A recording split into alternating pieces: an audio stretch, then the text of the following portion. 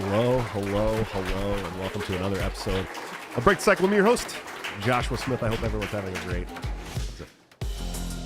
Thursday. It's Thursday because we do the show on Thursdays. I do this on purpose to mess with you guys at this point. Oh, shit. Yeah, it's my weekend off, so I get to be off for Friday, Saturday, Sunday.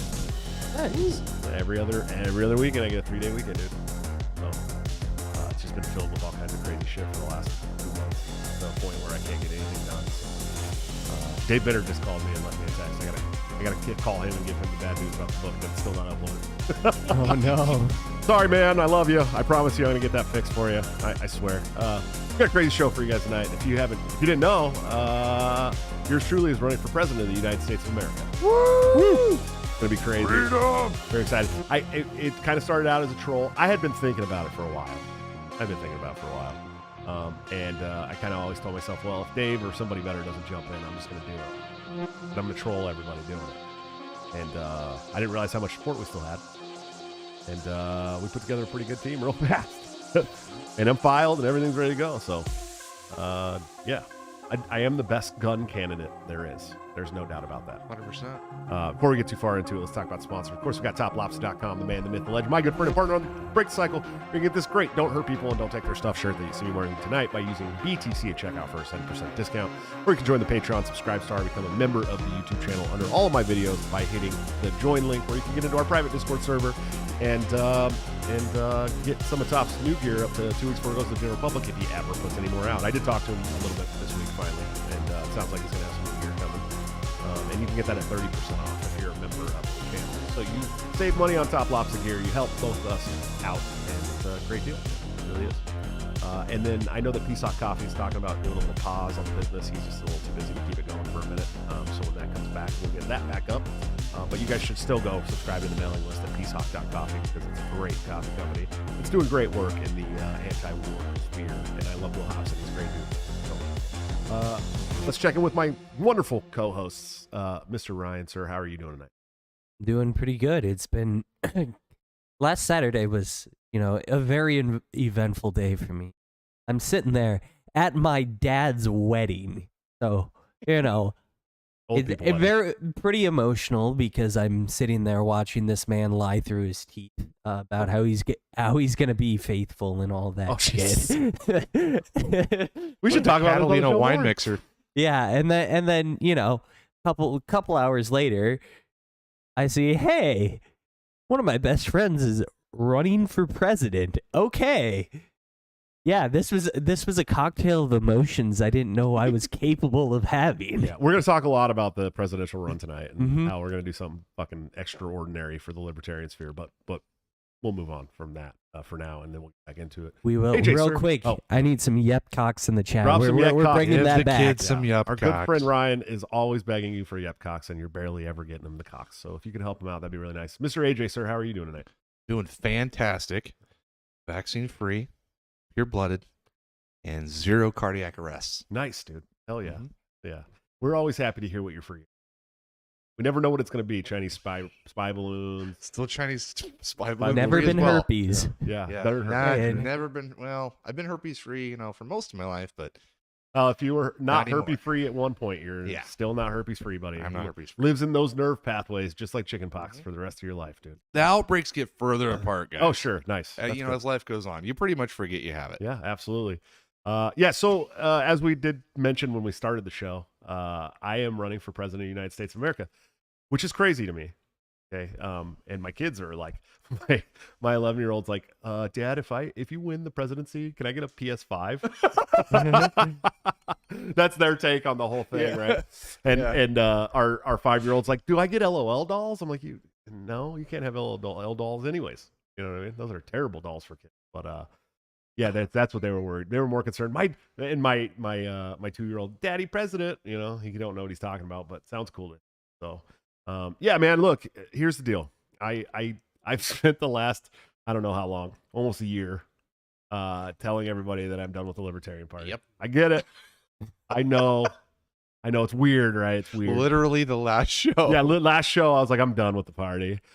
So last show you literally said people have been reaching out to me about running for president, but I'm not going to do it. Yeah. Really good foreshadowing, in case you were wondering. That's what that was. No, I had been fake. so people had been asking me to run for president for like since last cycle, bro. Which has always been weird to me. It's always been like such a weird thing for people to be like, "Hey, you should run for president." And I'm like, "Hey, man, I'm like a blue collar, working class guy. I do have some skeletons in the closet. Nothing terrible. Nothing they're gonna put me in front of a committee for. You know what I mean?" Not and exactly John Yet. Fetterman. Nothing yet. Yeah, no, I'm not John Fetterman, dude. I'm not that stupid. You're not that stupid. Close, but not that stupid. But I'm just a blue collar working class guy, and the thought of me running for president was always weird to me. But I do have to remember that I traveled to the 48 states over the last 6 years. I spoke 1,000 times. I keynoted ballrooms behind Ron Paul, for God's sakes. I've got to do a lot of really cool things, and I've learned a lot. And I know, as somebody who lives the plight of the normal American blue collar working class person, I know that plight, but I also understand the national politics, right? It's something that I know. I know the policies. I know which ones are hurting us the most. Like when you talk to a normal person that doesn't understand politics at all, they typically don't know what policies are hurting them, right? They know that they're being hurt. And a lot of the times they know that it's by the government, but they don't know what policies it is that are creating the hurt in their lives, right? I do. I understand those, and I understand how to message about them and talk to people and get them looking into these bills and these regulations. And so, I had been thinking about it because it was always in the back of my mind, like, dude, not everybody gets to run for president in their life. You know what I mean? In fact, the vast majority of us will never run for president. And that's sad to me because there's so many good people out there that are so much better than the people that run for president, right? That are never going to run for president. And I like to consider myself an honest person with integrity that actually cares about like my fellow human beings. I'm an asshole. I am an asshole. And this campaign is going to prove to you that I'm an asshole. And I talk a lot of shit. And I'm not always nice, and I'm definitely a big troll, especially online. But with that, typically behind that, typically is my knowledge of policy, my knowledge of talking to people where they're at, right, which is really important for any kind of candidate.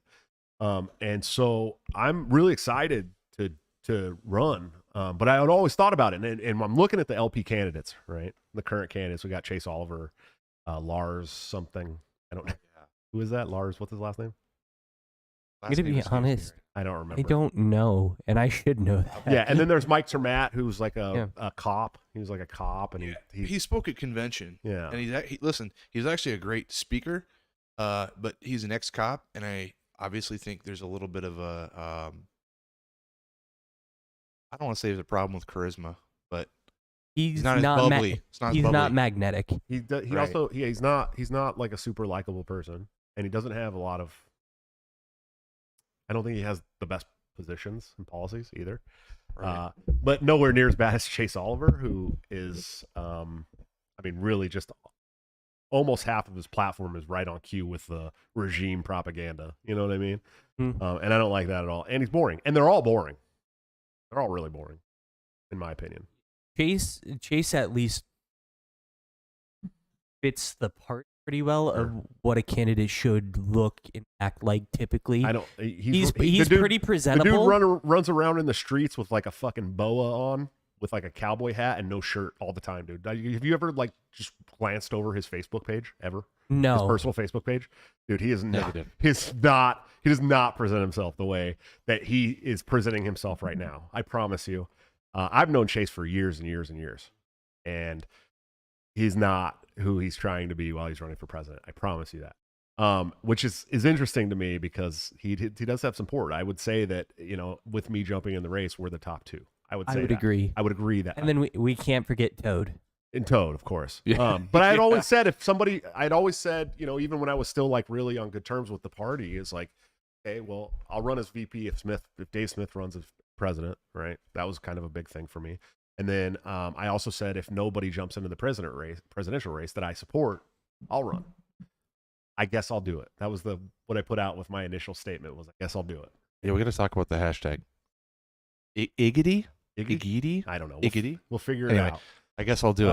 I love it. So So yeah, I'm running for president. And at first, when I first announced, I was just kind of like, okay, nobody else is going to do this. I'm going to do it and file, and it's not going to be a big thing. But what was it? 25 minutes in, AJ? 25 minutes into announcement, I already had 20 people on the team or something like that. They were like, yes, let us know what we can do. We're ready to help you right now. Now we have like a 40-person team. We have a campaign manager. We have a treasurer. We're filed completely. Statement of organization, statement of candidacy. Everything's filed. We're already taking in donations. I don't know. I haven't talked to you guys about that, but we've already got donors. You know? Awesome. We've got. We're in the Discord. Oh, sure. We got. I talked to Dan. We know all. I talked to Dan Smots today. We're sitting down this weekend at some point to go over the first campaign video, which is already paid for through donations. So Let's I appreciate that.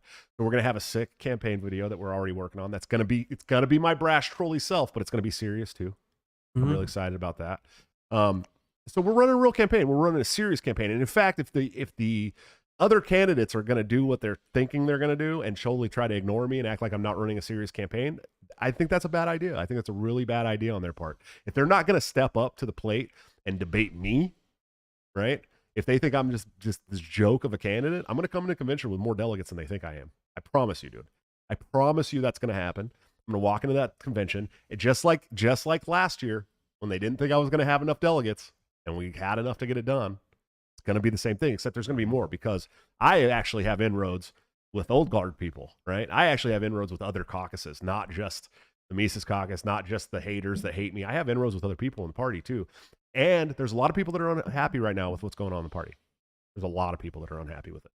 And I'm talking my side of the fence people that I've been in this party with since 2017 that have sweated and bled and fought to get the party to where it is now are not happy. And I've had, we've talked a lot about, and somebody even said in the chat, they would use you not winning the LP chair against you running so hard as a talking point. I think maybe what he means is that I resigned as the vice chair of the party. And there's a lot of people out there that think that hurts me. And I'm okay with that. And I'm okay if you think that hurts me. And I'm okay if you don't want to vote for me because of that. I am.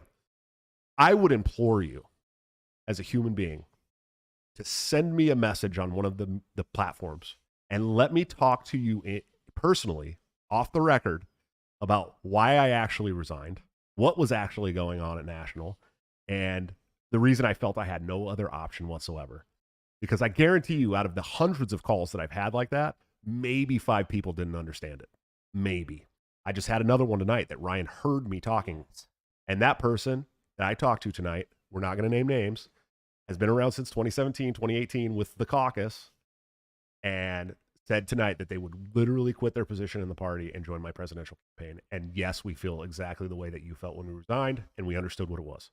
He also told me that when the board found out that I was running for president, several of the members, all the members of the board that I knew would do this, are treating it like a joke. And I think that's a mistake. If you don't think I'm a serious candidate, what the hell was I doing for the last 6 years? You guys know I can build a national movement. You know I can. You've seen me. In fact, I was the one that helped you do it. So I don't think it's going to hurt me as bad as people think it's going to hurt me. I really don't. I think there'll be some people that hold out. But if you really want to understand the reasoning of why I had to step down as national chair, please send me a message. But I also want to preface that with who is better right now? Who is going to go out and spread the principles the way that you know I can? Who?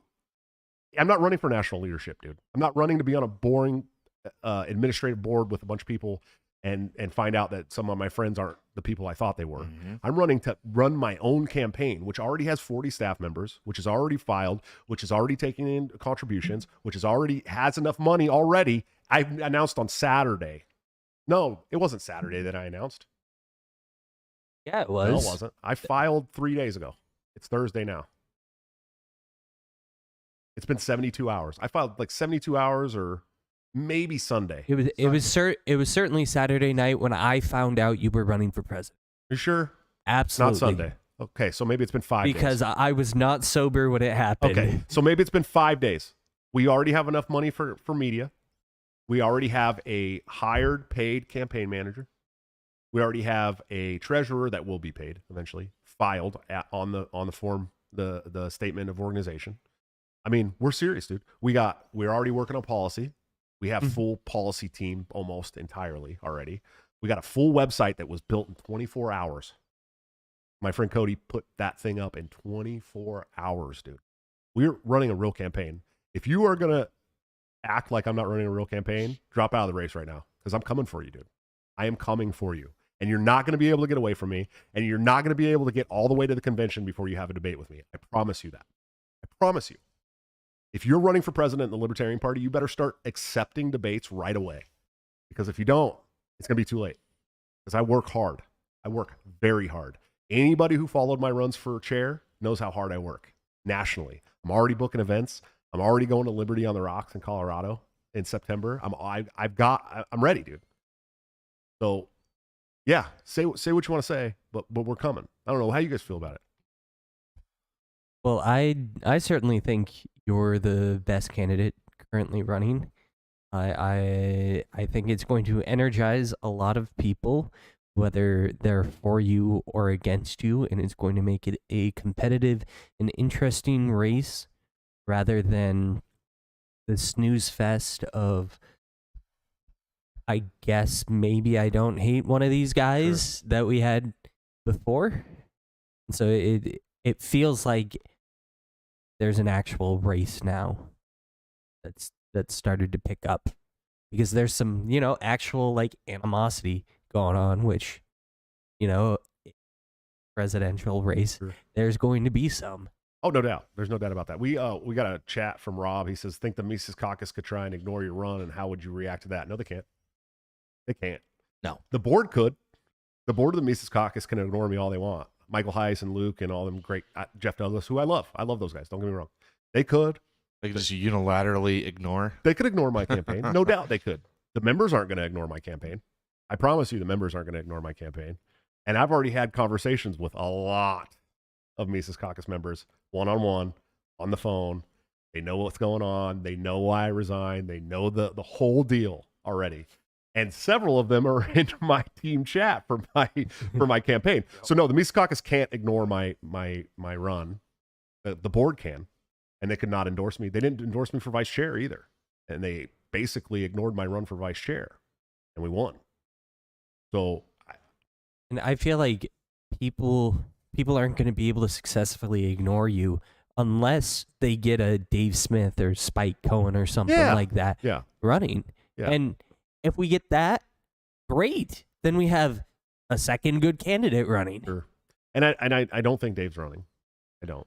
So what are the theories about why they would wait? I have heard theories about they're waiting to announce. Who, Dave? Dave and Spike. I don't know about Dave, but Dave has alluded to he doesn't want to put his family through that and all that stuff. I mean, he's really kind of alluded to the fact that he's already not running. If you watch him like on Rogan and stuff like that, he's already really kind of alluded to the fact that he's not running. He could be giving everyone the slick willy. I don't know. But I can tell you that for all intents and purposes, the way it looks is that Dave is not running. Spike has not announced that he's running. Right. Neither of them. Is that unusual for yes, for right now? We're less than a year away from the national convention, which is where you need the delegates to vote for you to get in the general and get on the ballot. So yes, it's very unusual that someone would not be campaigning 1 year out, especially with a name like that. Okay, in my opinion. Now I could be wrong, and I love Spike too. Spike's a good friend of mine. We hung out a lot. I really thought he was going to run. A lot of people did, but he's also got a really successful organization. You know what I mean? This whole "You Are the Power" thing that he's done. Yep. He's done really, really well for himself, for the movement, and he may not feel that he needs to run. He may feel like he's better at doing what he's doing now, and I would be cool with that. You know I feel like that might be the same sentiment that Dave Smith has. Yeah, I think Dave's probably like, I don't want to go and put my whole life on the line and do that for a year and a half or 2 years. You know what I mean? I don't know. I haven't talked to either one of them about it. I did send a message privately to Spike and said, hey man to man, just between me and you, are you running? I'd like to know, since I'm announced. Yeah. You're my friend. I don't want to step on Spike's toes either. Right. You know what I mean? I would probably, if Spike announced, I would run and then at convention say I want to be vice president. Right. And I'd be fine with that. That'd be a hell of a ticket. Yeah, me and Spike would be, or a Smith and Smith ticket, or yeah. I mean, any combination of that ticket would be a lot of fun. Because listen, this is the other thing too. I'm not Chase, right? I'm not like I'm gonna win the presidency. That's fucking stupid. You're stupid if you think you're gonna win the presidency in 2024 as a libertarian. Right. You will be an ultra Chad if you get 5% in the election. Yep. Ultra Chad, dude. And I mean, like, no one will ever forget you again for the rest of your life. Yep. And beyond. Because 5% is a big deal for the Libertarian Party, because then we're a massive national party. They have to put us on the ballot in all 50 states, right?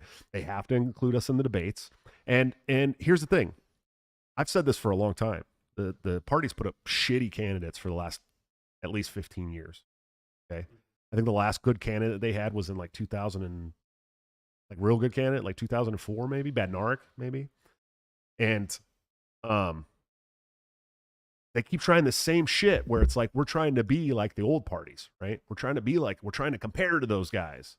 And it's like, no, we're here to contrast, dude. 61% of the population didn't vote for a presidential candidate in 2016, dude. Yep. 61% of voting people in the United States did not vote for a president.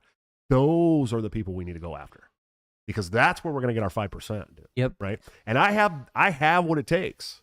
I know that. I think that if anybody could get that 5% running right now, it's me. Am I under the illusion that I will be the next president of the United States of America? No. Ha ha. That's all I can say. I mean, you have to be really out of your mind to think that this is anything more than a 50-state media tour trying to hit 5% in election day. That's it, dude. That's what we're doing here. That's the whole mission this year. If that's not your mission, leave. Leave right now. If you can't start booking a 50-state media tour, you can do it from your house, dude. Most of the media now does satellites. You can do it from your house in your own state, dude. You don't even have to always travel to the state for the media. You do want to go shake hands with people at events. But if you don't understand that this is a 50-state media tour to shake hands and kiss babies and tell people about libertarianism and try like hell to get 5% for the national party, leave the race right now. You shouldn't be here. You shouldn't be here if you're telling everyone you're going to win the presidency. Your friends. Tell other people you're going to win the presidency. Hell yeah. Tell all the voters, yeah, we're going to win. We're going to win. Hell yeah, we're going to win. But it's not true. Well, I think there's always a possibility, right? It's like a lottery chance, but the CIA, listen, dude, you've read my platform, bro. Yes. If I win the presidency, I will be dead in a week. There's no doubt about it. Sorry, I'm laughing about that. But whether it's the CIA, the only I've thought about like, that as well. How would they do it? Like, you know, like if Dave Smith, I thought there was a lottery chance, like 1 in a trillion that he wins. If it's like Trump, Biden, and people are just sick of it, and there's like that tiniest fraction of a sliver of a chance, and then if he gets elected, he'd be dead. I'll be dead immediately. I'll be dead in a week. Yeah. Don't ride in any convertibles. You've read my whole platform, right? And that's not done yet. There's worse ones coming. But I'll be dead in a week. Listen, I don't know who's going to kill me. Whether it's the CIA, the FBI, the trans community, the ADL or the SPLC, I don't know. One of them maybe is probably going to get me, but I'll be dead in a week, dude, if I win the presidency. There's no doubt about it. I guarantee that. But I'll be a fucking catalyst for something. Disclaimer, he's not suicidal. I'm not suicidal at all. He's never wanted to. I have never thought about killing me. I love my life very much. I love my kids and my family, and I'm very happy. I will tell you, dude, like I don't know who it would be, but someone would definitely take me out. There's no doubt about it if I won the presidency. But I'm not stupid, and I don't think I'm going to win the presidency. No. I have another mission, and that mission is to turn as many people towards a new way of thinking as possible and get 5% of the vote. That's my goal. 5% of the vote, dude. That's it. That's all I want is 5%. And I know that out of that 61% of people that can't even stomach voting for the Republicans and Democrats anymore, I can energize them enough to show up at my rallies and show up at my events and go down to the ballot box and vote for me. I know I can. I know I can do it. That's my elevator speech when I go to door knocking, and they say, "Well, why would I vote for a Libertarian? I'm throwing my vote away." You know, right. That my elevator speech is, independent voters are the largest block. If every independent voter voted Libertarian, it would be the largest landslide win of all time in U.S. history of all time. Of all time, yeah. So that's how far. It's worse than that, because a lot of independent voters do vote, even outside of those independent voters. There's 61% of the population that did not vote for a didn't president. vote at all. Right? At all. Yeah, it's eligible to vote. Eligible. They just don't but vote. Didn't vote. 61%. So we're talking how many million? 200 million people. What is it? 300 million. 300. It's like 350 million people. Yeah. And there was like 1.5 million votes or something like that. I don't know, dude. We're ruled by a minority. Yes, we're entirely ruled by a minority, dude. But if I can dip in to 5 of that, the other 50%, the other 56% can stay home, and I could dip into 5% of that. That's a win. That's a win for the libertarians. People can no longer go, oh, that's a joke of a party. That's a real contender. That's the first third party to ever do that. And we could do that. I know I can do that because I know enough people that hate the government so bad that I could get those votes. Dude. So, well, do you know who the top 3 vote getters of all time for the Republican caucus in Iowa is? It goes Donald Trump, right. Ted Cruz, Marco Rubio, all in 2016, right. because the people you're trying to reach, that same strategy, those are all the people that Trump brought in. Right. Yeah. Oh, I know that. Like that's exactly what Trump did, and it can be done. Well, and here's the other thing too. I've been, who I've been messaging to a lot is the Vivek supporters. The Vivek supporters. Ramaswamy. Yeah, because listen, Mm-hmm. if you think Vivek's going to be in the general as a Republican, you're high. You're high, dude. Right. He's got a lot of really great positions, bro. He's really good on guns. I'm reading his book right now. Yeah, he's really good on a lot of stuff, dude. But I'm honestly, even in these gun groups that I've been in, where I've been showing my self-defense policy, I'm calling it for the normies, but the gun issues. Yeah. They're like, oh, I'm getting like a ton of support in those groups already. People are like, dude, tell me what I can do. How can I help you? What do you need? But a lot of them are like, oh, we're supporting Vivek. And I'm like, that's great. I'm not running as a Republican. So when he's not there in the general, and I am, can I get your vote? And they're like, yeah, absolutely. Because they're not voting for the other guys. They like Vivek because they're gun guys, dude. Yeah, for all the gun guys, Josh is the answer to all the Glock customers that want all these features, and Glock just goes, yeah, I don't, that's not cool. And then aftermarket companies listen to the customers, and they make aftermarket products. If they put me all the Glock customers switch over and put those parts on their Glock. Bro, if they put me in the White House, everybody can go buy a Switch for their Glock tomorrow. Yeah. Tomorrow. Yes. Yes. Absolutely. Switch, whatever you want, dude. You can do it. And I had this conversation with a guy today too. He was talking about, well, I don't think that ex-violent offenders should be able to get guns. And I'm like, why? They already do, sir. Yeah, he's like, well, if you get rid of the NICS, then which I want to ban in my platform. Yeah, absolutely. Then they'll be able to legally get guns. I said, well, they can get. I said, look, this is my exact words to him. I said, violent felons are running around in Chicago with 50-round extended clips and switches on their Glocks right now, fully automatic, every pistols. single day. What did the NICS do to stop that? In fact, all it did is stop you from being able to get a 50-round clip. Sir, the ATF is knocking on your front door. They're looking for your pistol brace. They want your pistol brace. They're ignoring the gangsters in Chicago. Right. Exactly. Because that's harder. Yeah, it's harder. It's easier to show up at your address that you provided with your credit card payment. Yeah. Oh, Noble Phoenix told me to bring full autos and bazookas back. I don't think he's read my platform. Here, I'm gonna read my gun platform for you right now, buddy. It's you'll be able to get fully auto if I become the president of the United States. I guarantee that. So this is my immediate gun policy. This is like day one executive order shit, dude. Okay. Abolish the ATF. We're done with them. We don't need them. They don't serve a purpose. All they do is hurt. The majority of the time, they hurt law-abiding citizens. And liquidate their assets. Yes. Yeah, we're paying back everybody that or my suggestion was pay back everyone that's paid a $200 tax stamp. Sure. It's unconstitutional. No, we're going to sell off. So we're going to auction off government property. Yes. To pay reparations to people that this have is been actual reparations. Actual reparations to pay reparations to people who've been forced to buy NFA stamps, tax stamps. Yeah, we don't want to hear from you, Maj. We're this is different reparations. We're going to nullify Biden's pistol brace ban immediately. That's gone. You should be able to have a pistol brace. We're going to institute national reciprocity and constitutional carry. Very important. National reciprocity and constitutional carry. No more having to go and get a permit even in your own state. Shouldn't have to happen. Repeal the Gun-Free Schools Act of 1993, which keeps school administrators from having firearms. It was funny because when I was going over this platform with my friend Will, who is great and really good on gun stuff, he looked into the stats. Do you know that like 50 to 70% of school shootings, that law right there is the reason why they've happened? Damn, Yes. that's why they're a gun-free zone. In Tennessee, the one of the most recent shootings at the Christian school in Tennessee, that person skipped by their original target that was not a gun-free zone. Yes, and that was in the manifesto that was then turfed by the FBI. But it's part of an active investigation. We can't show you that yet. But here's and the then thing. Here's weeks the later, can we see it now? No, never. Sorry. But here's the thing, though. That's not the first time that's happened. It's happened a lot. It was like a large amount of school shootings.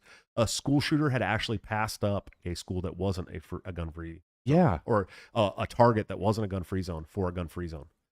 Happens very, very frequently. Yeah, breaking news. Mass shooters, they don't want to die. Yeah. They want to carry out their mission first. Then they either off themselves. So we're going to or get they rid of die the back up. Gun-Free Schools Act of 1983, which was signed into law by George Bush, by the way, in case you're wondering.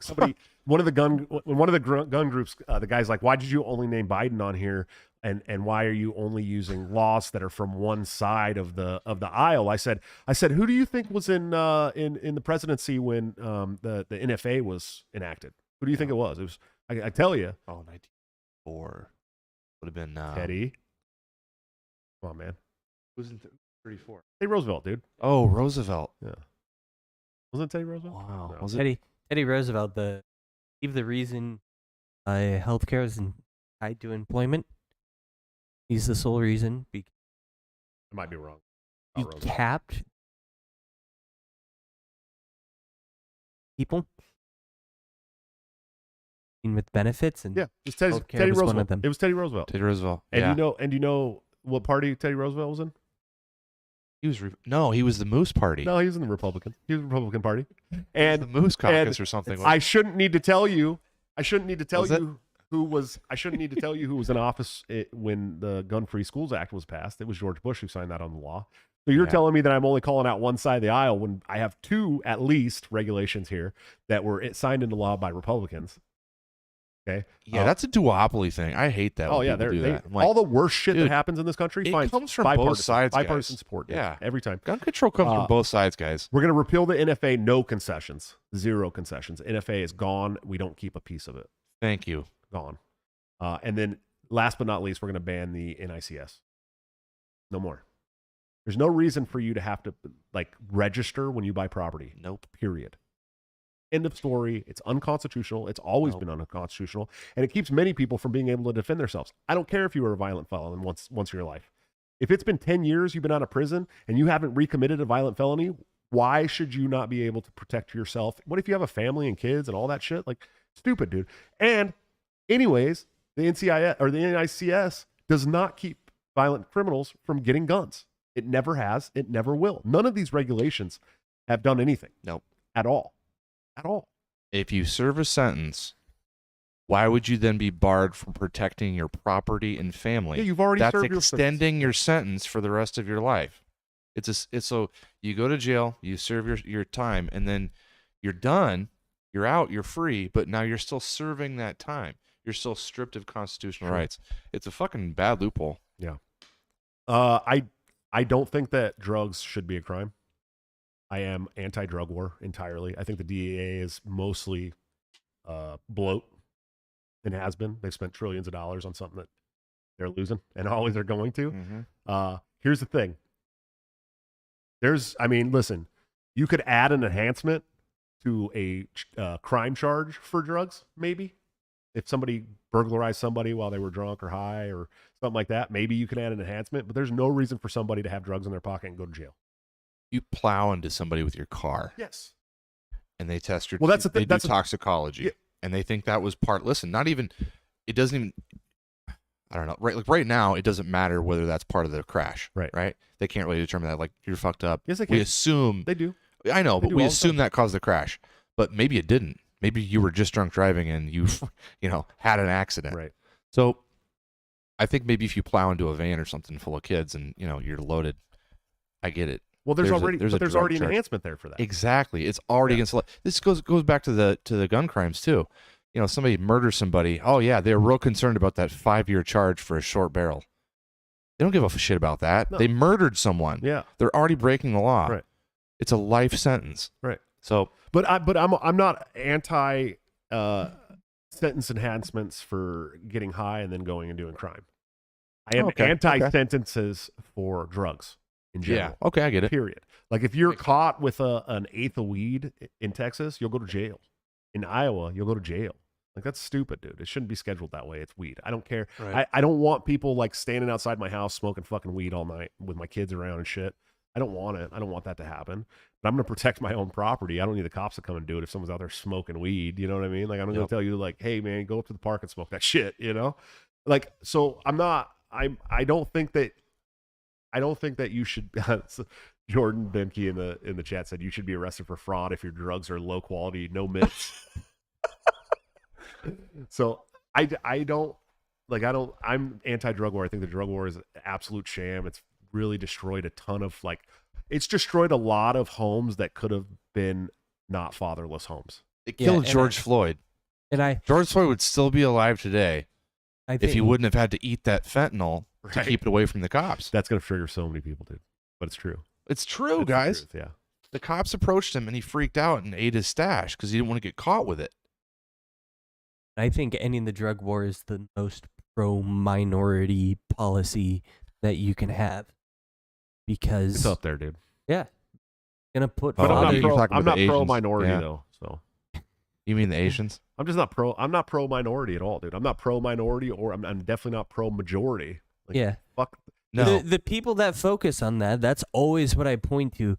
That's the biggest impact we can have right away because it's going to put fathers back into homes. It's going to put families back together, and it's going to have a huge impact. Jordan Benke also said, make braces illegal and stocks mandatory. Oh, yeah. I should have said that. I think Josh just misspoke. I didn't want to stop you rolling. You're rolling. You accidentally said you can have a pistol brace. Which, yes, you can have a pistol brace, but you can have a stock on it too. It doesn't matter. You can have a stock. You can have, hey, you want a 2-inch barrel? Great. You want a 30-inch barrel? Great. There's no restrictions on what kind of weapon you can have. Can we say that goes away? Can we say like an unintended consequence of these gun policies that I would try to pass? Sure. The amount of jobs it would create. Oh, absolutely. It would be a massive, massive industry. Absolutely. For gun accessories, dude. Like a massive industry. I want a self-defense cannon. Everywhere where there's alcohol and tobacco, there should be firearms. Go out the back door right here in the studio and look across the street. The guy literally has a cannon in his backyard, dude. Oh yeah. There's literally like a Civil War cannon sitting on his lawn. That's like operatable. Like it still works. Sweet. Yeah. Yeah. You can have a cannon. You can have a cannon legally already, and especially in Iowa. But those were weapons of war. You can't have. Yeah, those. you can have a tank, but you can't have you can't drive around on streets. Okay, you got to promise me that maybe this is an amendment to your self-defense policy. Okay. If we own tanks, maybe we'll flesh this out later. Can you imagine? We want live weapons on the tank. Yeah. Like I trust you, dude. Yeah. Okay, please don't shoot any tank rounds into cars on the highway. But if you want to drive your tank around, that's cool. I'll tell you this, dude. I don't think that there's a single dude in South Chicago right now that's rocking a $150 Glock with a switch on it in Chicago that he bought out of the back of a Dodge Charger. Yeah, I don't think that any of those guys are going to be able to afford a tank. I'm sorry. No, probably not. We're talking about you're going to go buy a tank, even like a World War II tank. It's going to cost you well over $500,000, dude. Well, we're going to need some tanks because when you decriminalize all the drugs, the Sinaloa cartel is going to want a word with you. Sure. Oh yeah, they're going to be ready, dude. They're going to be really upset. They're going to be upset. Yeah. Oh yeah, I know that. Just another group of people that are going to want to kill me a week into my presidency. Right? They're probably scarier than the CIA, to be honest with you. I don't know. They're probably all CIA plans. Yeah, a lot of them are, I'm sure. They're selling cocaine. They're CIA plans. No, so I'm seriously running for, and I actually have a legit campaign website if you want to go and look. I'll put it in the chat. You can donate to the campaign there. You can find out how to volunteer there. It also has all of my current issues. I'm still working on other issue planks, but I think there's 8 or 9 of them up there now. including my very, very controversial one of treating child sex transitions, and the doctors who perform them the same as the federal violation for child sex trafficking. I don't think Makes sense. it's that crazy. Not crazy at all. No, affirming care should be helping people come to terms with reality. That's what the healthcare is, dude. Literally, you are losing touch with reality in your brain, and there's a man there telling you, here, let's get you on this medication and have a talk about why this isn't reality and why you need to come back to reality. That's what it is. They do the same thing for schizophrenics and all these people. So as a child, if you're affirming something, it should be affirming reality, period. Now, when you're an adult, I don't want anything to happen to people. Adults should be able to do whatever the fuck they want with their bodies. I don't care. If you want to put a forearm grafted dick on your forehead, I'm okay with you doing that as an adult. I don't care. But these children that are lonely and depressed and maybe friendless and having issues, like, no, dude, this is not the way. Life altering and mutilation and medicines, no, not at all. So I want to treat it the same. I want to treat it the same way that you would treat child sex trafficking for the doctors who perform and prescribe this stuff. And I mean that. And they're probably not going to like it. A lot of libertarians aren't going to like it. I don't think a lot of people will be upset about that. I think a very small, vocal minority will be upset about that. Yeah, I agree. You know, definitely the gun stuff. Definitely day one, we're calling the ADL and the SPLC hate groups. We're designating them both. Good. Love to see it. The SPLC is mostly destroyed right now. Yeah, but the ADL is not. They're a shell of their former selves, but the ADL is pumping. What's going on in the news? It's almost like Mitch McConnell had a stroke on live TV, huh? I mean, that was a lot. I think that was he was spaced out, right? You heard? I want to hear the seizure thing. I'm not from like any official source, but I thought you fall and shake on the ground and stuff. Did he get his did he get his booster recently? I have no idea, but I've heard that. I heard from several people that hey, I have like a family member that has seizures. You know, what's shown in movies and TV is overblown. A lot of the time, you can have smaller seizures like this where you just freeze up and seize up. Okay. Ryan has them every show, dude. Fair enough. Fair enough. I'm trying to think of some sort of witty retort. I know you tried. I was like, McConnell in my head, I'm like, come on, Ryan, you got this, dude. You got this. Go, buddy. You got it. And he just couldn't do it. That's okay, I just seized up. It wouldn't be as cool. Like when I dumped on you, you had witty comebacks. It just wouldn't be as cool, dude. Most of the time, I like to think I do. We know that you do. Yeah. We know that you think that you like to think that you do. We know that. We know that. We love that about you, Ryan. I was like deciding whether to push back or lean in, and I couldn't find a good route for either one. But I think seizing up might have been a good option. Yep. They did to Mitch. Oh yeah, yeah. He froze up. He's like, anything else you want to say to the people? Yeah. Can I get some Yepcocks in the chat? Yeah. The drugs that they're giving him and Joe Biden are starting to wear off. I just think he had a moment, and he just because he was just his eyes were focused on a point. And man, it seemed like forever, didn't it? Maybe it was maybe 6 seconds, but it was fucking forever, and no one said anything. Nancy Pelosi flashed her tits. I was about to say maybe there was big titties in the. I love weird shit like that on TV. I fucking love that when the Matrix breaks. I loved it. Let's see, JC, what's up, man? Thanks for being a member for 5 months, man. I appreciate you. You got that green tag there. He says, "What happened to the SPLC so we can apply that to other organizations?" Oh, I know a little bit about that. Yeah, go ahead, talk about it. I'd say so Gavin McInnes, aka the founder of the Proud Boys, founder of Censor.tv. So he's been slowly dismantling them with lawfare.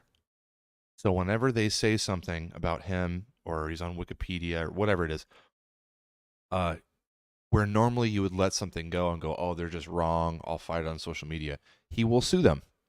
And he's got money to do that. Right. So he's been slowly dismantling them with lawfare, and they're ejecting all their executives from their board. So this is Gavin McInnes that's having a big... Pretty much. That's really cool, dude. Yeah. Pretty much. That makes me like Gavin even more. Yep. For sure. I did miss a super chat here. Our good friend of the show, Level Zero, he's got that gold Bitcoin tag, dude. He's been around for a while. Break the cycle tag, sorry. It's just shaped like the Bitcoin B, but he gave us $5 super chat. He said, "You're the best candidate running by far, no question. You can change minds." I like that. And Yes. here's the thing, dude. Like, so every time somebody's like, "Oh, you're not a serious candidate. You're not this," I get on some call or some meeting or something, and always there's somebody who's like, "I just want to let you know that you brought me here. You're the reason I'm here. You're the reason I'm doing this." Even Brian Yeah. said that on our chat the other night. But that happens every single time I get on any kind of call with people, and I keep telling myself like, "Oh, you're not good enough. You're not good enough." And then I get on a call like that, and I remember like how many people I was able to influence to get into this movement in the first place, and then to join the party, which is not easy to get people to join the party, No. to pay dues and shit. Like that's not easy to do, dude. It's not an easy thing to convince people to join a political party when they're fucking libertarian, dude. Yep. You know what I mean? Like they don't like that. So I would agree, and I'm not trying to toot my own horn here. I definitely have the biggest platform too of all Yes. the candidates. You know, Chase just hit 10,000 on Twitter, and he's been running for a year, and he just hit 10,000. I hit 20,000 this morning, and I haven't ever ran. I haven't even been campaigning, and we've gotten, since I announced the campaign, like almost 400, 500 new followers on Twitter. I've gotten like 10 of them. Yeah, you guys are probably gonna get a lot more. Yeah, from the show now. after the Twitter space, I had like 8 people follow me, and I was like, hell yeah. Well, and that's, Yeah, dude, I'm that's at like 360 maybe. Well, and that's the thing. Like, and people are like, you know, there's also people out there that think that I'm only doing this to boost my own platform. Like, I don't give a shit, dude. I can boost my own platform without a presidential run. I've been doing it for years. What are you looking at, buddy? Oh, he's My followers jerking on off to Twitter his is Twitter. 371. Secrets don't make friends, you know. Going up. Oh, can we mention that so the Iowa State Fair is coming up. We have a state fair in the country, by the way. best state fair in the country, hands down. Minnesota kind of looks at us side eyes sometimes, but it's Iowa. Yeah. So August 10th through 20th in Des Moines, we'll have a booth at the Varied Industries building and an LPIA booth. And so we have that. We have a sign up sheet online. Maybe we'll put that in the chat. Hopefully, maybe. And we need more volunteers. But Chase Oliver will be there. Yeah.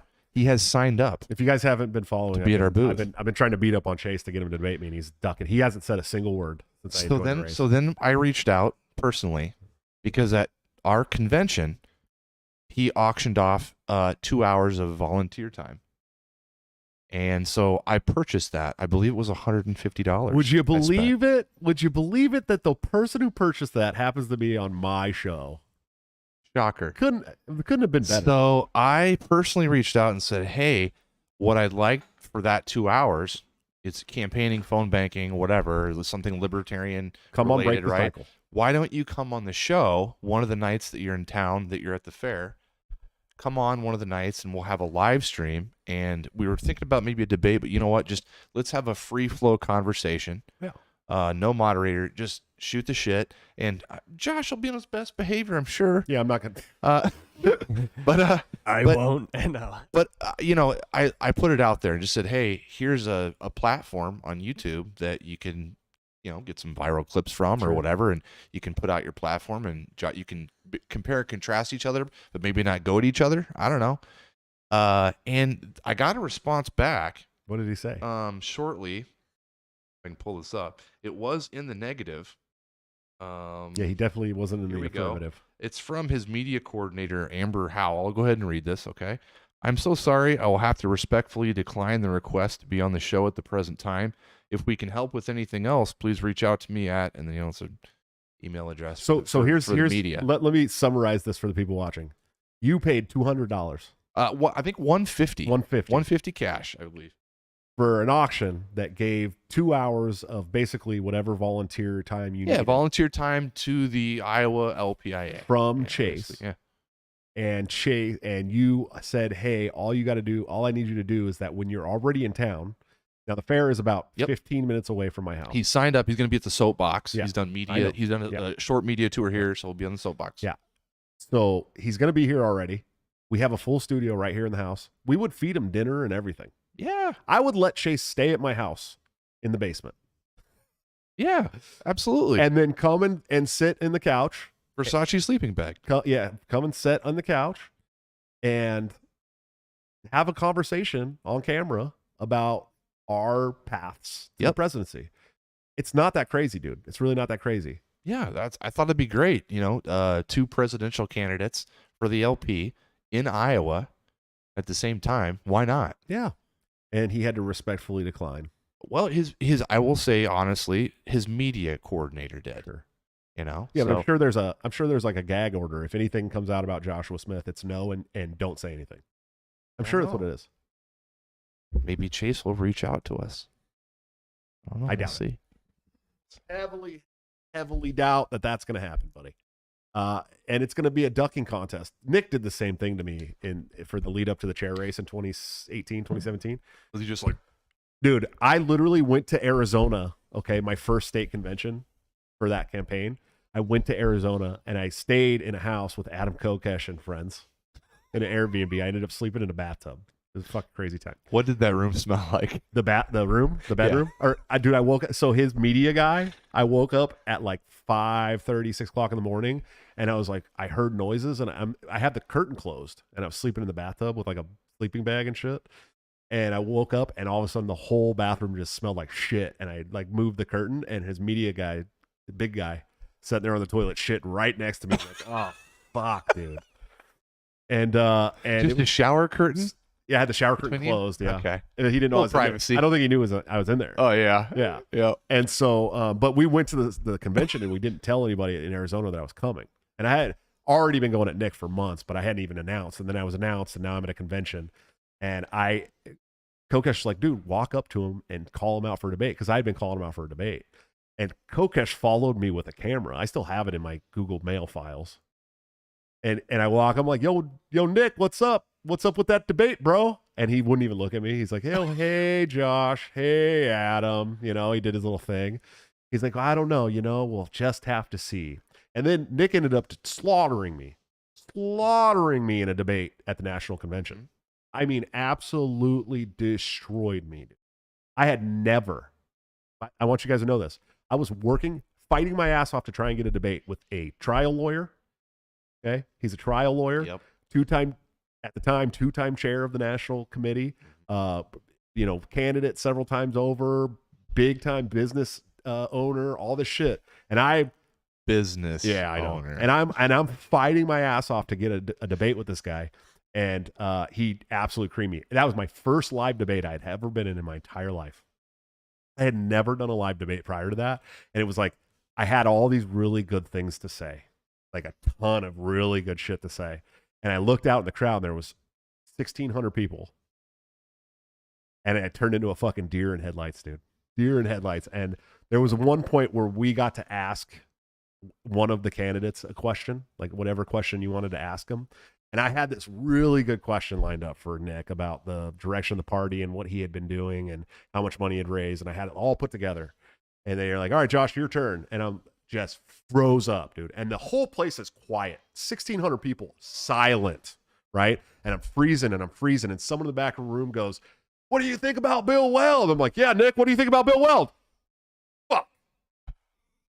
Immediately, I knew I was toasted. And Larry Sharp did my nomination speech at that convention. And he gave a brilliant speech, dude, right? And someone in the back of the room said, hey, Larry, what do you think about your boy now? He said, he's done. He's finished. It's over. He knew. Yeah. He knew, because I couldn't debate. I didn't know how to debate. And I got lost in the sauce that it was over. Prior to that debate, there was a chance I won that at that convention. There was a chance. After that debate, it was over. And I knew it was over. I walked off the stage and was like, it's over, dude. So what I did was I took the next year to work on debate, dude. The whole year, dude. I started doing debates. I did a debate on Patrick Smith's show with a hardcore libertarian socialist and fucking spanked him, dude. I mean, bad spanked him. I worked my ass off on debate prep, debate skills, speaking skills. I watched that debate with Nick probably 500 times. Dude, probably 500 times I sat there and cringed every single time, especially at the, hey, Nick, what do you think about Bill Weld question? Like an idiot. And so when I got to come back and run again in 2020 against Joe Bishop Henchman, every debate I creamed him. I mean, to the point of where people were like, wow, this is really getting bad, dude. But the caucus did not have a hold in 2020 yet. And we got very close and lost. Mm-hmm. But I creamed him in every debate. And then when I got there in 2022 for the vice chair race, and they put Joe Hotman up there against me. He was like lobbing me softballs, dude. It was like I felt so comfortable up there that it was like I was just talking to a normal person. And now I realize I'm actually really good at debate, like really good at debate. And if they gave me a chance to get up on a stage with some old party presidential candidates, I'll fucking spank them, dude. It won't even be close. It'll be Ron Paul style, creamery. I mean, just absolutely destroyed. And so, I want this debate. I want a debate with the other candidates, dude. And I think that I could probably get Lars and Termat to debate with me.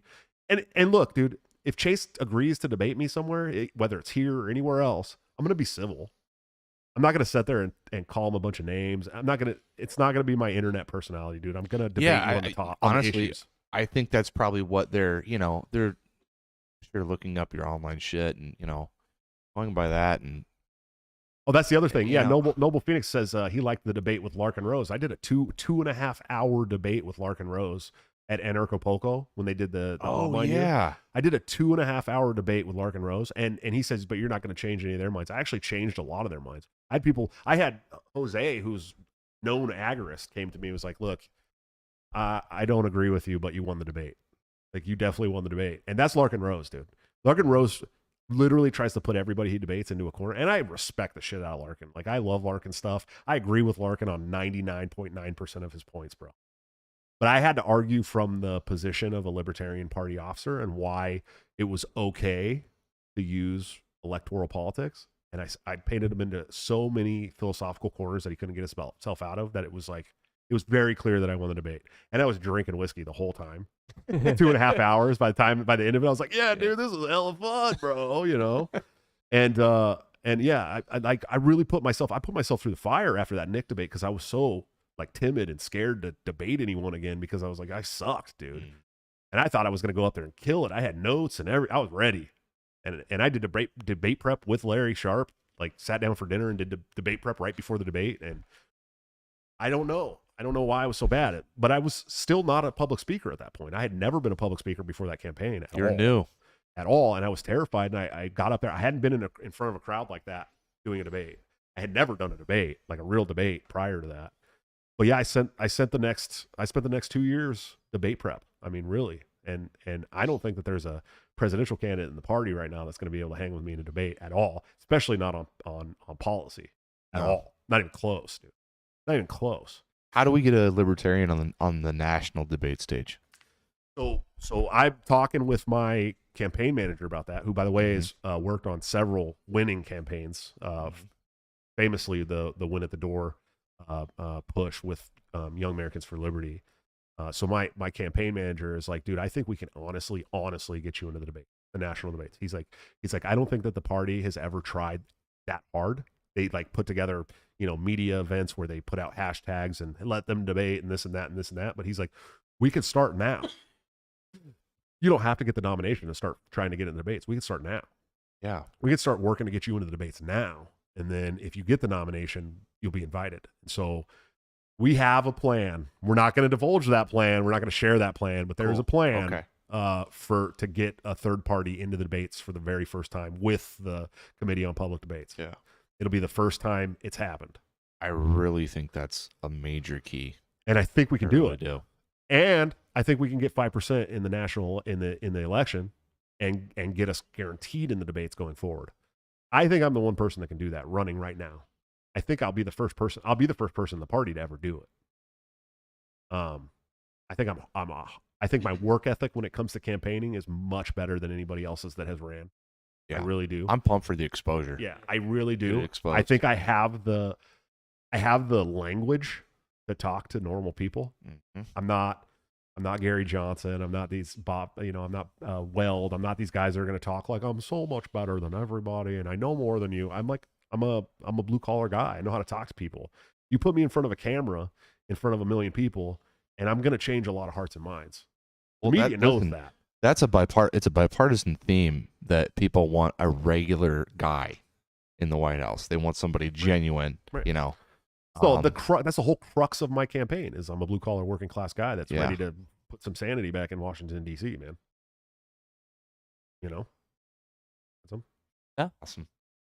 All right. Well, Surprisingly, no. for the first time, Ryan is speechless. No. It happened earlier. When you made the seizure comment, it happened earlier. I don't. A lot of people asking if Dave Smith will give me a public endorsement. I don't know. I haven't talked to Dave in a while. I think Dave's kind of stepped back from the party. It's what it seems like to me.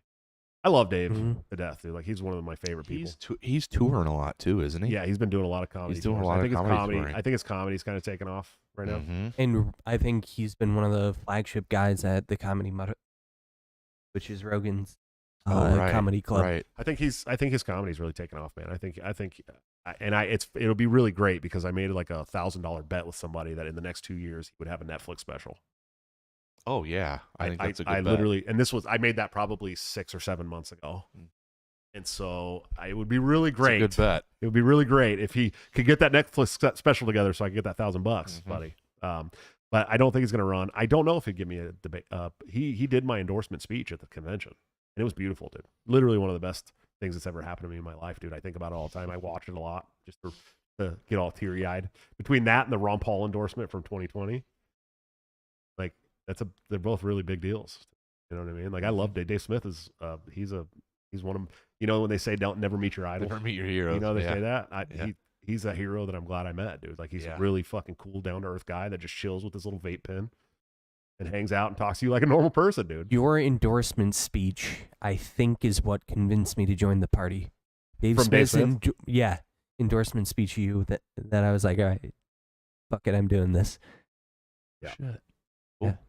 Yeah, Noble Phoenix talking about the Larkin Rose debate. He says, use every tool in the toolbox, man. Duh, Larkin voting against aggression is not a NAP violation. Yeah, that was they kept calling me Joshua Toolbox Smith because I said, what if you have a toolbox and you have a problem, you have like an issue. This was how I used to explain it to, anarchists that are like, you don't use electoral politics or whatever.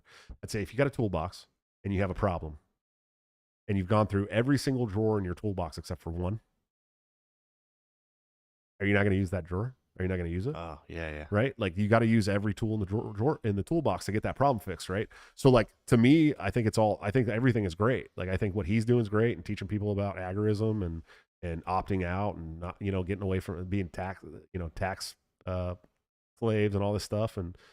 But I think that there's other ways that help that. And part of that is getting into the media through the electoral process and trying to change normies' minds. Cause there's, we're not a majority, dude. We're not. We're the most, and Jeremy Kaufman says it the best, dude. He says that, libertarians are the most oppressed people in the United States, dude. Yeah. More so than any other race or anything. They're the most oppressed people in the United States because they want freedom and they can't have it, period. And it should be a normal thing. It should not be an extreme position to want freedom of your life. It is not. It is the default, dog. It is the default position to not have people controlling your life. Correct. And so, yeah, I don't know. Yeah, a lot of your platform, especially with the self-defense platform, a lot of people think that like you're adding a rule, you're like making a new rule. He's just repealing everything that's in the way of what you should be experiencing, with your constitutional rights. Our rights have been trampled upon, so there's all these obstacles in the way of having your rights, having your freedom. So, in a sense, you're more rolling back things that are already there. Not so much, we're going to institute this, we're going to institute this.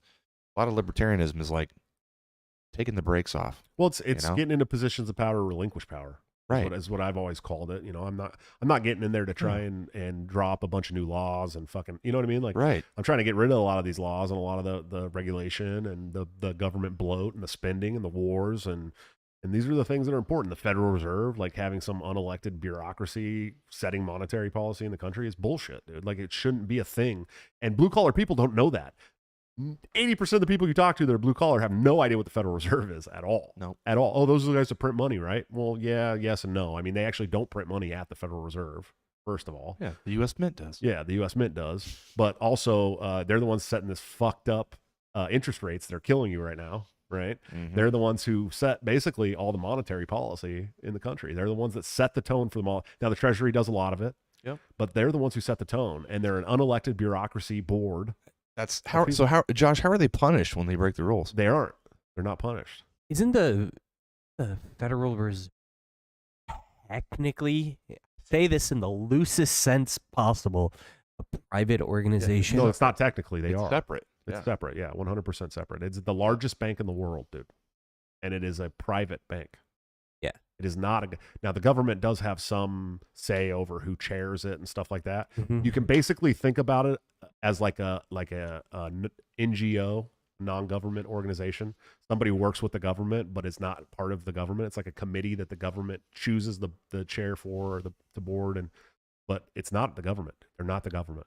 They're a private institution. They're not technically the government. No, they're not the government, dude. The Federal Reserve Yeah. is not the government, dude. They are not No. the government. They're dudes with mustaches and black capes, bro. Yeah, bro. It's really like all the conspiracy theories you talk about in this country. It's the Fed, dude. They're Fed. the ones. Yeah, They're the you ones. sure- doing it. and the Fed, Well, right? The hashtag and I'm the Fed. saying that, That's them. that they're where they begin and where the government ends in terms of their decision making. Can't really clearly delineate. Greenspan Greenspan and the board sets all the policy, dude. They don't. The government doesn't do that. Yeah, there's no leash on them, dude. Yeah, they have no leash. There is There's no no audit. leash. There is no audit system. There's Nope. nothing, dude. But do you think? That's why the Do you not think that the Oval Office calls up the Federal Reserve and says, "Hey, wink, wink, nudge, nudge, do this"? Sure, I'm sure they say, hey, we need this many more billions of dollars printed. Mm-hmm. Yeah, and then they go, I'll allow it. That's cool. We'll allow it. We're gonna have to raise the I'll interest allow it. rates to 5.5% or whatever, right? But that's cool. Yeah, we can do that. We'll just put it back on the taxpayer. You know what I mean? It's a giant fucking bank. It's the biggest bank in the world, and it's basically the government's bank, dude. Is what Mhm. it is. It's Yeah. not. They're not government. It's like my bank account, but for the government. Right? I don't own the bank, dude. I don't own the bank that I bank with. Neither does the government. The government doesn't own the bank that they bank with, but they're, a lot Yeah, of the but you can't really call up your bank and go, "Hey, I'd like it if interest rates were this way," and then they do it. the government doesn't pay interest rates to the Federal Reserve, dude. That's not how that works. We pay the interest rates for the That's government. just for our shit. So essentially what the government is doing is getting loans, right? Like if we were going to our bank and getting loans, they're getting all this money printed for war and all this stuff, right? And then the Fed is raising the interest rates to pay back the loans. I mean, that's really what it is. It's like bonds, right? This is why nobody knows about the Fed, because it gets boring. Yeah, it gets boring It's and not it's not sexy. fun. But I'm going to Right? go out there and Yeah. be like, yo, you know how your hamburger helper went up $1.50 last year? That's the Fed's fault, dude. Yeah. That's how I'm going to message it to people. And I'm not going to go out there and tell people like, oh yeah, well, then they do this and they have bonds and then they loan the government Right. money and then they go Wah, raise the wah, rates wah, and they take wah, it back wah. and blah, blah, blah, blah, blah. Like there's a lot of really good people that do really good at that. I'm not even good at doing that. What I'm good at is, yo, your hamburger helper costs an extra $1.50 every day, dog. You know why? Because the Federal Reserve is fucking you in the ass. Yeah. Period. Like that's And if they're affecting Hamburger Helper that much, just think about how much other stuff they're affecting. And that last and Ryan, bit. and this is why I'm running for president and you're not. No, okay. So there's a study in 2021 that showed that you can influence negative emotion by getting people to like vaguely think negative things about like a No Like way. Yeah, I got it. yeah. Yes. So you can like directly influence thought by like think about the other horrible things or and then you don't actually go into specifics. You just let them think about it and they'll make those connections. So I think I'm gonna have a good run, dude. And I think I'm really excited because I believe we can get the vote at the national convention. I really do. Even if other like decent people jump in, I think we can get. I really do. And here's the other thing: none of these candidates have run for president in the Libertarian Party before. I have run for national chairman twice and vice chairman once, and it's the same process. Literally, the debates the night before the vote. It's all about the delegates. It's the same exact process. This will be my 4th time doing it in 6 years. Okay, my 4th time doing it in 6 years. I'm telling you that they cannot out-organize me with delegates, bro. They can't do it. They cannot. There's no way that there's a presidential candidate right now that can out-organize delegates to me. I'm going to make sure that there's people. I'm going to make sure that there was people that supported me for vice chair 2 years ago that I know aren't going to support me now that can't be delegates at the national convention because I'm going to bring so many delegates, dude. I'm telling you right now. And it's funny because I was telling people this in 2022, lead up to the national convention. Mm-hmm. You don't understand the size and amount of delegates that I'm bringing to the convention. And everybody was laughing at me, dude. Like Mike Heiss was laughing. Like, dude, there's no way you're going to do it. I'm like, all right, bro, watch me, dude, watch me do it. I'm gonna do it. I'm gonna do it again, and it's gonna be bigger this time because I'm not waiting. You know what I mean? Like I'm going hard for the next year to organize the delegates. My campaign is already running. It's already smooth, dude. Like we got some more positions to fill, but we got the people to fill them with. Yeah, and we already got people getting involved at their local and state level when they weren't before to go be a delegate. Yep. Yeah, I'm gonna do it. Somebody asked, "What's the process?" My Totino, what's up, man? Asked, "What's the process to become a delegate?" Clue in the clueless. Yes, it's very important that you try to become a delegate. Here's what you got to do: you got to join your state party. Okay, Done. A lot of the state parties have a time requirement for you to be a delegate to national. Typically, it's 3 months or so. 6. I think it's 6 for here. us. I believe it's 6 months. None of them are over 6 months, I don't think. So what you have to do is you have to join your state party, which probably will cost you $5 a year or something. And then I don't think it's. I don't even think it's sometimes that. it's free. It just here it's the other all states. Yeah, I'm only talking about Iowa. Guys. California is $25 a year. It's the same as the national. Of course. So you want to join the national party. You want to join the state party. You can join the national party for $25 a year. You probably join your state party for free or $5 a year. What you do is you find out when the state convention is. The one, not this one that's happening right now, but the following state conventions, because they have state conventions every year. We have national convention every 2 years. Go to the next. You could go to this state convention now if you want to and get in and try to find somewhere to work at. But we want as many people to sign up for states as possible. Show up to their state convention, become delegates to the national convention, and then we're having our national convention in Washington, D.C. in May, I think, of next year. So May of 2024. May of 2024. Yep. And that's where the delegates vote on who will be the presidential and vice presidential candidates. They also, hear me out, they also get to vote for national committee members, chair, vice chair, secretary, treasurer, 5 at-large positions, and all of the regional reps and regional alternates, which are only voted on by the regions, by the way.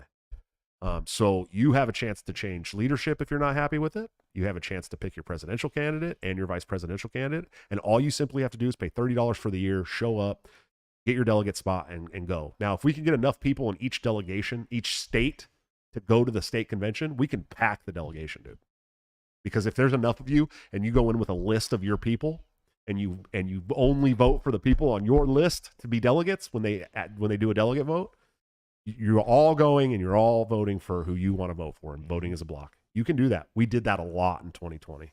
A lot. I will do it again. New Hampshire unanimously voted for me in 2020. Unanimously. Damn. Yeah. Yeah. And those guys still love me because they're unhappy too. They know why I resigned. They know what's going on at national, and that's why they're still my boys. I had their back. Even when the new leadership was shitting on them, I had their back. And they're like, "What do you mean? Why are you guys shitting on us?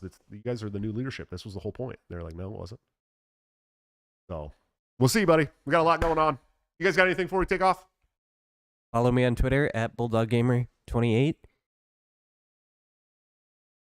Go become a delegate. Yeah. Oh yeah, and like, comment, delegate. subscribe, share the show.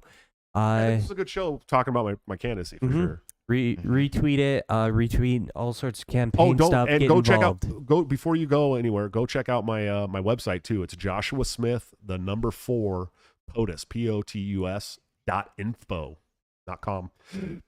.info. I got a brand new website up there. It's got all the issues, all that good stuff, and you can donate there. And that's our next big push is going to be fundraising, because we're going to have to get around to events and get these delegates situated. And I need to make it to some state conventions and start working with people who haven't been delegates before. So it's really important if you guys will throw some money our way for the campaign. Remember that federal campaign donations cannot be used for private things. So I won't be using them for my private life. It will all go towards the election. And here's the cool thing. It's been proven through all kinds of studies that a third party or independent candidate, their money spends like 3 to 4 times more than the big candidates. So every dollar you send to me is like $4 to the other candidates. So we can really do some great things, man. So I appreciate people helping out. But yeah, it's Joshua Smith 4, the number 4, POTUS, POTUS at .info. Sorry, .info. So go check it out. AJ, you got anything before we take off? I would second that. Campaigns are won with money. It takes a There's lot of people it takes a lot of libertarians money don't to run it. understand that, dude. Libertarians don't understand it. It was eye opening to me when I got into it and got involved in the state, and I'm paying national money, pay state money. It was eye opening to see that. Anything you can donate helps, but it takes a lot of money to run a campaign, so you got to do it. I also want to say I'm not going to treat the show like my personal campaign avenue either. I want you guys to know we're talking about it now. I'm sure I'll talk about it in the future as well. We're not going to spend every show talking about my presidential campaign anymore. I want you guys to know that this show is still going to be the show, dude. We'll talk about it when it's interesting. Yeah, when it's interesting, something good to talk about. I'll probably put the website link in all the show bios, and you can always check it out there. But you can follow me on social media too. If you listen to the show and you don't follow me on Twitter, man, what are you doing? At Joshua at large, dude. Go follow me right now. That's the fun place. That's You're not following all three of us. What are you doing? All right, guys. We'll be back next Thursday with an all new show. Thank you so much for hanging out with us tonight. Until then, don't forget to break cycle.